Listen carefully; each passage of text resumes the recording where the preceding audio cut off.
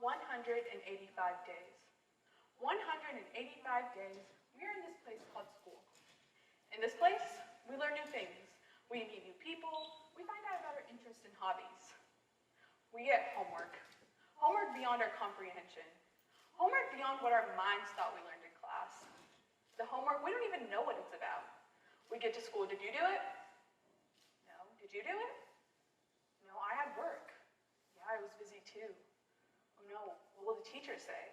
Will she call on me? Wait, we had homework? No, miss, I did not do the homework. I was struggling with mental health and decided to take a day off. I will get that turned into tomorrow, though. Only if it was that easy for students. Only if students can actually say that and teachers accept it as a valuable response. Well, if other students got it done, you should too. Students are held to the standard of other students instead of their past and present academic performance. And when mental health is involved, teachers and administrators alike tend to turn a blind eye towards students, something that is so detrimental to their mind and thought process. Whether it's anxiety, depression, ADHD, teachers need to realize that not all students are alike. If us as students have to adapt to different teachers, teachers need to adapt to different students. I want to point something out about my generation, Generation C if you must, is that we are very heavy on mental health, how it affects a person throughout their whole life, how A affects B. My A is anxiety and my B is school. To what extent do academic pressure and peer interaction affect the anxiety development within a student? Before jumping into this, let's talk about some shallow waters first. What is anxiety? Anxiety is the feeling of worry to an excessive extent. Worrying about every little thing going on in your life, worrying about people judging you while doing the most mundane task, fear of accidentally humiliating yourself in front of an audience, the list goes on. It's me and my peers who are the ones who experience this. I hear at least 5 times every day the amount of physical stress and weight we get from school, the amount of anxiety we get from this stress. And there's honestly nothing we can do about it because it's rules we have to conform to. Now we understand that the older generation had it even harder on them because their parents, to an extent, didn't even know what mental illness was. Only that it's only crazy people who have mental illnesses. We really do understand this, but we want the other generations to know that we are going to get over this fear we have within ourselves once we learn how to make our own doctor's appointments. Now, we feel this fear, but where is it coming from? Where are we getting so much fear within ourselves? School. Now, this isn't even just an opinion. There are real facts supporting this. The American Psychological Association says it all. Anxiety in high school students today is the same, if not more, as anxiety levels in mental asylum patients in the 50s. Patients in an asylum. We are going crazy up here, but have to act fine right here so we can fake confidence so people take us seriously. I was fortunate enough to do a survey here at my school because I wanted the first-hand accounts from other students, not just my accounts. And luckily, I got the voice of a little over 100 high school students here at my school. The results were not a surprise to me, but may come to a surprise for many administrators.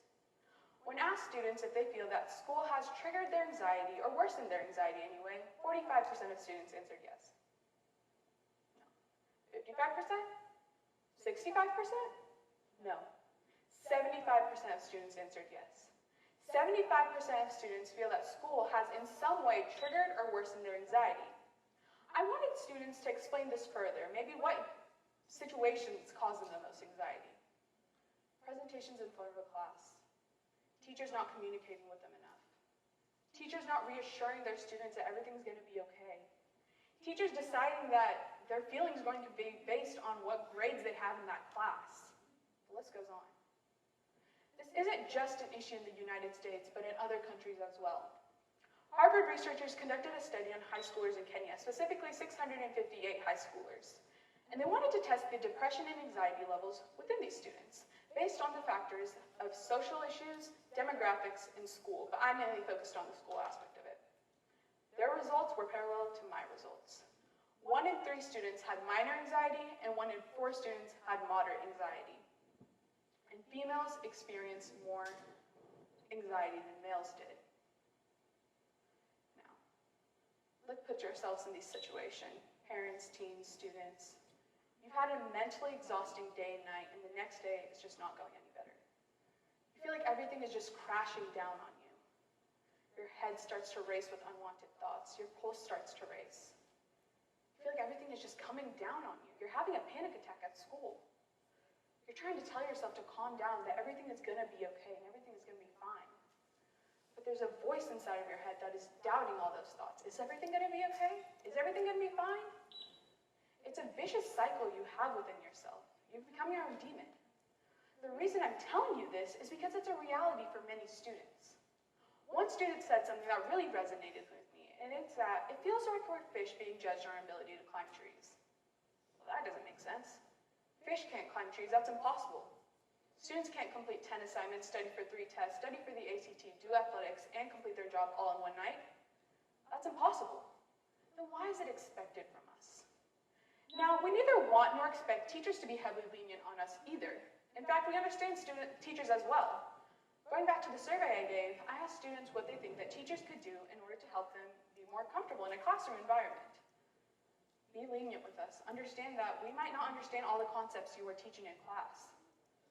Understand that we are curious and we have questions, and although you might find those questions very unimportant, they can be something that completely changes the mindset of the lesson. Understand that we need time, and if we don't have time, we're not going to be able to do things to our full ability. Teachers, we want more communication with you guys.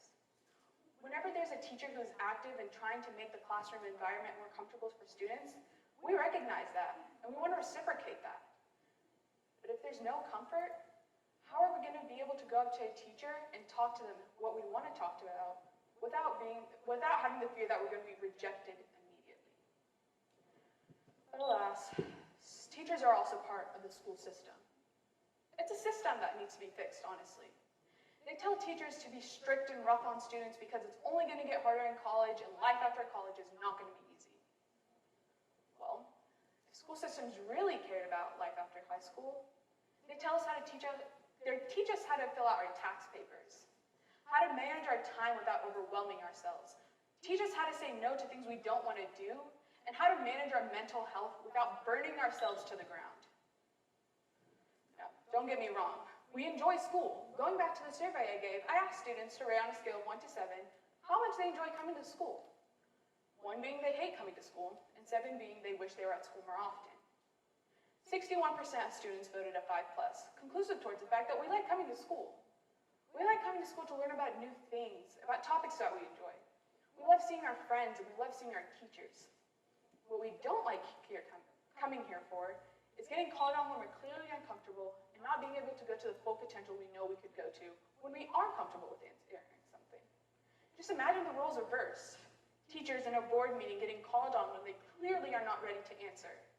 It's a deep gut feeling of anxiety they have within themselves. It's an uncomfortable situation. The importance of all mental health needs to be discussed more in school, not just anxiety, even if there's someone who's willing to undermine that importance. Oh, but schools already do that screening. They did that screening one time for students. That one time. They did a screening that maybe 30% of students took that one time. What about other students? What about other times, more stressful times like COVID in junior year? An awful mix a lot of students are experiencing right now. Teachers, we understand that you're anxious, but we are just as anxious as you guys are. And we are also wondering about what the future holds for us. There needs to be more communication between teachers and students, so students know what teachers need done and what students can accomplish. For some students, waking up is the hardest part of the day. Waking up with a pit of dread in their stomachs, wondering, what does today have in store for me? What will cause me to crumble internally today? Teachers and administrators, please take a look at your students and ask yourself, are any of these bright intellectual students secretly crumbling on the inside? Please reach out to them and help them before it becomes a situation and environment where there are school buses full of anxiety.